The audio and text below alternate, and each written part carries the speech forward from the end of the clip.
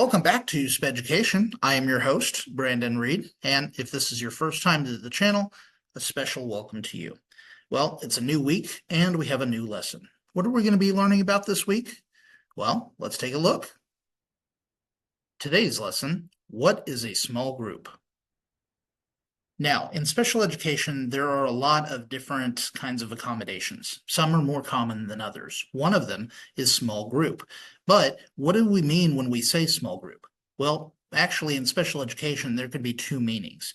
There could be small group instruction and small group assessments. What's the difference and what do each look like? Well, let's take a look at that. A small group is a subset of a larger testing group assessed in a separate location. There is no specific number defined for a small group, but 2 to 8 students is typical.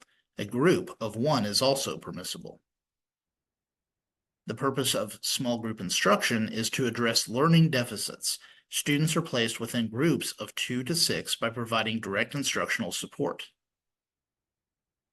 So basically, small group instruction involves pulling students out of the general ed location and working on skill deficits related to their academics or their IEP goals.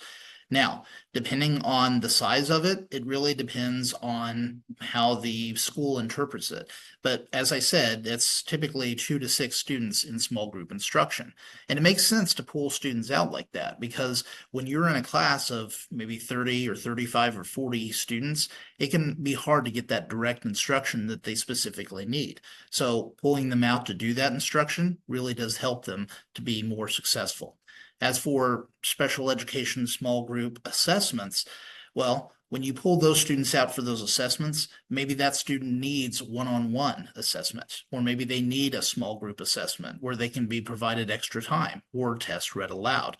And typically those small group assessments are done in groups of 2 to 8 students. But again, you can also have 1 student, and that would be considered small group. So overall, small group really is beneficial, especially to individuals with learning disabilities, because it's hard to get that individualized direct instructional support in a class where you may have 40 students.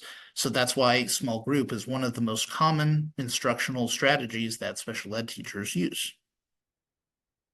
Now, when I was talking about small group, I did mention read aloud. So you're probably wondering, but what about read aloud? What is a special education teacher allowed to read and what aren't they allowed to read? And who gets that? Are there specific requirements one needs to meet in order to get this accommodation? Well, those are all great questions, and I do plan on answering those next time. So if you liked what you saw or you found something interesting, please click the like button. And if you want updates on future videos, feel free to click the subscribe button and ring the bell for updates on future videos. And as always, if you have questions or comments, or you have a topic in special education that you would like me to cover, please drop a line in the comments section. I would love to hear from you. And until next time, class dismissed.